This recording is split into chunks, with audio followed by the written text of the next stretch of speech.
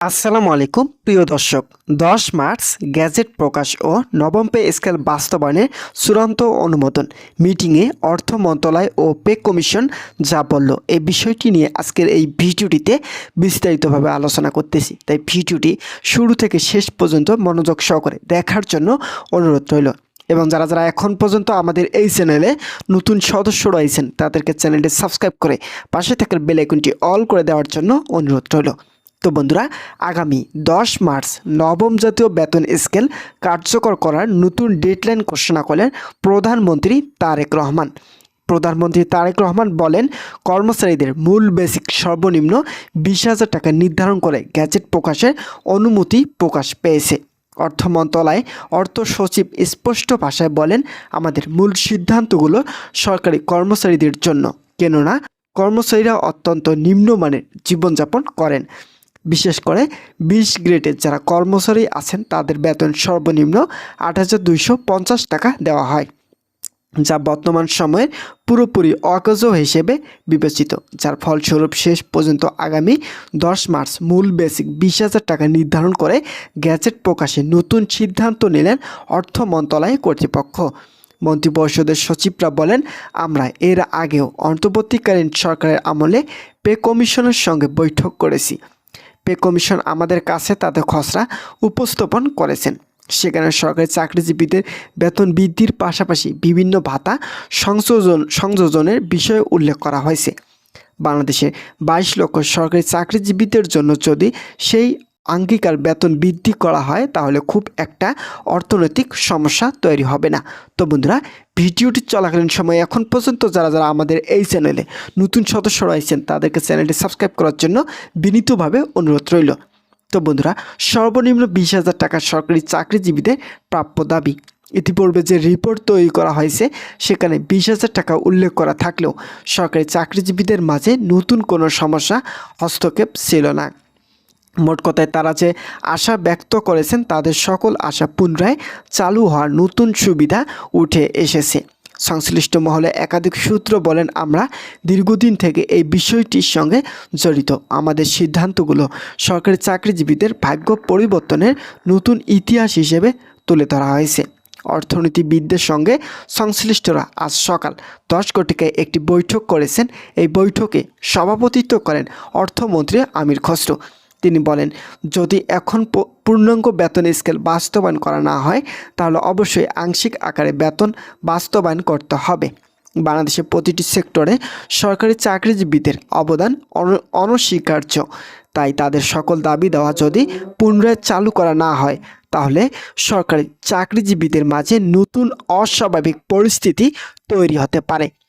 সরকারি চাকরিজীবীরা বলেন, গত 6 তারিখ কর্মচারী ফোরামের সদস্যরা আন্দোলনে নামেন। এই আন্দোলনে তাদেরকে আইনশৃঙ্খলা বাহিনী দমন করেছেন, কিন্তু তাদের ন্যায্য দাবি হওয়ায় বিষয়টি পরবর্তীতে শিথিল করে নেওয়া হয়, যার ফলস্বরূপ শেষ পর্যন্ত সকল দাবি বাস্তবায়ন করার লক্ষ্যে নতুন যে সিদ্ধান্তগুলো নিয়েছেন পে কমিশন তা অত্যন্ত জরুরি। তো বন্ধুরা, ভিডিওটি এই মুহূর্ত পর্যন্ত এসেও যারা যারা এখন পর্যন্ত আমাদের এই চ্যানেলে নতুন সদস্য রয়েছেন তাদেরকে চ্যানেলটি সাবস্ক্রাইব করে পাশে থাকার বেল আইকনটি অল করে দেওয়ার জন্য অনুরোধ রইল। তো বন্ধুরা, পে কমিশনের চেয়ারম্যান সাবেক অর্থ সচিব জাকির আহমেদ খান বলেন, আমরা অত্যন্ত গুরুত্ব সহকারে বেতন বৃদ্ধির বিষয়টি সম্পর্কে অবগত আছি। আমরা চাই সরকারি চাকরিজীবীরা স্বাভাবিকভাবে জীবনযাপন করুক। যেহেতু পার্শ্ববর্তী দেশ ভারত সকল দেশে গ্রেড সংখ্যা পরিবর্তন হয়েছে এবং তাদের ন্যায্য পাওনা মিটিয়ে দেওয়া হয়েছে, নতুন সরকার আর্থিক কিছু সমস্যা সমাধান করে বেতন বৃদ্ধির চূড়ান্ত সিদ্ধান্ত নিয়েছেন।